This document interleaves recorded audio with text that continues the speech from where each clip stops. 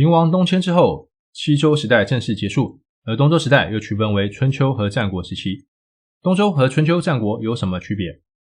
春秋战国时期的名称由何而来？春秋时期是个什么样的时代？今天就让我娓娓道来。东周春秋时期，一个混乱时代的开始。欢迎来到 Twilight Say 为民说，这是个学习的频道，我将分享我所学习的觉得有用的东西给大家，希望可以带大家的生活更加多彩多姿。到了东周时代，整个历史可以分为两条线来发展，一条是原本的周朝线，而另一条是新兴的春秋战国线。或者这条线是如何产生的呢？这就要回溯到周朝特殊的国家治理方式——封建诸侯制。封建诸侯制是以周天子为中心，将各诸侯借由分封领土的方式，围着周天子分封诸国，形成一个类似同心圆的国家治理方式。分封诸国的作用有两个，一是保护中心的周天子，二是向外扩张领土及治理疆域。就理想状态而言，这是个不错的国家治理方式，一方面减轻周天子治理国家的重担，一方面又可以借由诸侯国快速扩张国家领土。然而，这是建立在周天子是否有足够的力量可以掌控这些诸侯国。一旦中心的周天子失去掌控力，国家就变成了像春秋战国时代那样的乱世。正如前面刚刚提到的，周天子一旦没有足够的掌控力，国家就失控了。而东周为何会变成这样一个失控的局面呢？关键就在于平王即位的过程。平王就是废太子宜臼，是被他父亲幽王废掉的太子。而为了讨回公道及生存，他回到母亲家的申国。申国君主申侯在面临幽王的进军时，选择联合曾国与犬戎反击，经一举攻破镐京，幽王及太子伯服被杀，导致了西周的灭亡。其他众诸侯联合起来推举宜臼即位为新的周天子，然而这个周天子却有弑父的嫌疑，管辖的领土也大幅度缩水，让原本就已经逐渐下滑的周天子威信更是坠到谷底。在这种种局面下，周天子已经无力掌控各诸侯，只能看着诸侯们在各地称霸扩张。周天子已经形同虚设了，只能活在诸侯国的尊敬中了。周氏双围已成定局，接下来的25任王只是苟延残喘的存在。东周这时期的历史主角已不再是周天子了，转而是在这乱世之中纷纷兴起的春秋五霸与战国七雄。春秋时期与战国时期各占东周时代约200多年。为什么这两个时期称为春秋和战国呢？春秋的名称由来与孔子有莫大的关系，因为孔子他撰写了《春秋》一书，记载了从周平王到周庆王时期的历史，而这段历史大致上包含了整个春秋时期，所以后来的学者就以春秋之名称呼这段时期。战国的名称由来就简单多了，因为这段时期各国战乱不断，整个中国就是一个大乱斗的状态，因此直接命名为战国时期。春秋时期和战国时期又是怎么区分的呢？这两个时期又有什么主要的不同呢？春秋时期从周平王开始直到三家分晋为止，而战国时期从三家分晋后开始直到秦灭六国为止。这两个时期最主要的差别是，春秋时期周天子还存在各诸侯心中，且各称霸的诸侯是相继出现，基本上每段时期都是由一个诸侯来领导。到了战国时期，周天子在各诸侯心中已经荡然无存，各强大的诸侯纷纷称王，到后来在一个时期内同时存在七大雄主，也就是战国七雄。由于春秋战国时期的历史非常复杂，所以这期我们就先谈东周春秋时期。在东周时期，第一个跳出来挑战周天子威信的是郑庄公。郑庄公是谁呢？他是周平王的亲事，负责辅助周天子治理天下。由于郑庄公连连在战争中取得胜利，气焰越来越大，开始不把周王室放在眼里。这引得周平王的不爽，想将权力的一半交给另一个他亲信的亲事国公季父。这是让郑庄公知晓，郑庄公愤怒非常。周平王因为不敢得罪郑庄公，就将王子胡作为人质送到郑国去，与郑国公子忽交换，这就是史称的周郑交质。这件事让周天子的地位大受打击。到后来，郑庄公持续不断壮大，于周桓王13年，周王室决定讨伐郑庄公，联合陈、蔡、魏等国进攻郑国。双方于虚葛交战，史称虚葛之战。这场战争由郑庄公大败周王室联合军，获胜。郑庄公还一箭射中周桓王的肩膀，经此一役，周王室的威信完全失去。一些小国为了求存，纷纷主动依附强大的诸侯国，而不再依附周王室了。周王室至此只剩下一个空壳，只能依靠各霸主诸侯的尊敬活着。因着周王室的衰微，各诸侯国为了生存，不断想方设法壮大自身，四处求财，人才在各国间开始频繁流动。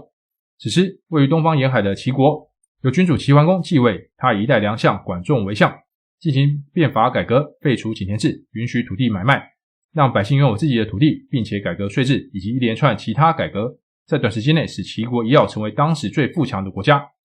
在国家富强后，齐桓公开始打着尊王攘夷的口号，开始大会诸侯，调节各诸侯国间的纷争，并带领诸侯国对抗夷狄的入侵。在周惠王21年，齐桓公联合8个诸侯国陈兵楚国边境，质问楚国为何不向周王室朝贡，逼着楚国签订昭陵之盟。又在周襄王时期，召集各诸侯国会盟于葵丘，颁定天子禁令5条，要求各诸侯共尊周天子为王。而周天子也于此会盟中承认齐桓公的霸主地位，齐桓公正式成为春秋5霸之首。齐桓公死后，他的5个儿子为了争位互相攻讦，导致齐国内乱，齐国国力迅速下滑，失去霸主地位。齐国失去霸主地位后，南方楚国趁势兴起。此时宋襄公想要效法齐桓公，借着抵抗楚国信公为名，想再次会盟诸侯，但宋襄公威望及宋国国力都不足以支撑他成为霸主。在宋襄公15年，周襄王在位期间，宋楚两军在洪水交战，史称洪水之战。此战宋军大败，宋襄公大腿中箭，隔年不治而死。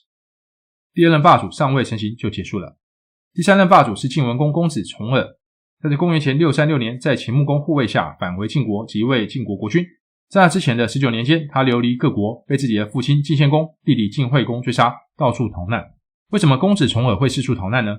原因是晋献公宠爱继母骊姬，骊姬淫乱后宫，设计陷害重耳兄弟等人，逼着他出逃晋国。在公子重耳19年逃难生涯中，他历经狄、魏、齐、曹、宋、郑、楚，最后到了秦。重耳被秦穆公重视，秦穆公为他主持婚礼，将秦中士5名女子嫁给他，其中甚至有秦穆公自己的亲生女儿。晋文公在世期间，秦晋两国交好，史称秦晋之好。晋文公即位后，励精图治，改革政治，发展经济，强化军队，照顾百姓生活，使得晋国国力再上一层楼。周襄王20年，楚军进攻宋国，宋国被其包围，晋文公率军救宋，在城濮大败楚军，最后于建土会盟诸侯，成为霸主。晋文公死后，秦晋之好瓦解，秦开始想向东发展，进军中原，但一直被强大的晋国阻挡，几次大战都以失败告终。最后秦穆公决定转向往西发展，吞并20个戎狄部落，让20个小国相继归附。秦穆公让秦国独霸西戎，秦穆公的霸主地位也因此被周天子承认，秦穆公成为第4任霸主。前面提到晋文公在城濮之战阻挡楚国成功，此战逼得楚国暂时放弃北向中原的野心，转向东发展，吞并东方各小国。到楚庄王时期，楚庄王重用贤臣孙叔敖，改革内政，整军精武，让楚国国力迅速壮大。壮大后的楚庄王北向中原的野心再次萌发，竟带领军队布阵在周天子的领地郊外，直接问周定王传国九鼎的轻重大小。他为什么这样做呢？原来他的意思是想要灭掉周国，自立为王。此举让中原各国非常不满。晋国率军攻打楚国，大战于毕，此战晋军大败，楚国问鼎中原，再无势力可挡。楚国的强势让中原各诸侯纷纷表态，尊楚庄王为霸主。楚庄王成为春秋时期的第5位霸主。我们再把时间拉回到晋文公刚即位的时候，那时有许多随从跟着晋文公回国，而这些人在晋国发展势力，一个个成为世袭贵族。晋国国政也由这些贵族掌控。到了公元前455年，整个晋国贵族只剩下智、赵、韩、魏4家。在4家相互攻击2年之后，韩、赵、魏3家联合将智灭掉。这3家把持晋国国政，蚕食鲸吞下，晋国最终被灭，形成韩、赵、魏3国。春秋时期也在晋国被灭后结束，进入了更加混乱的战国时期。春秋时期各诸侯国还算节制，除了楚庄王外，各霸主都是在某方面有功于周，被周天子认可而成为霸主。而霸主们也都以护卫周王室、保护其他小国为己任，担任大哥的角色。但到了楚庄王，是以其强大的武力称霸，甚至直接问鼎周天子，已经开始展现战国时期各国的野心。周天子的地位更是荡然无存。西周时的一统局面，无论是政治、经济、军事、文化等，到了春秋时期，因着周王室式微，纷纷流入各国与民间，包括教育。最有名的就是孔子首办私学，倡导有教无类。这样的改变带来了什么影响呢？这让许多非贵族的平民百姓有机会可以借由教育改变社会地位，甚至可以影响各诸侯国。这样的改变也为战国时期的百家争鸣奠定基础。以上是今天的分享，谢谢大家的观看，欢迎按赞、订阅、分享及打开小铃铛。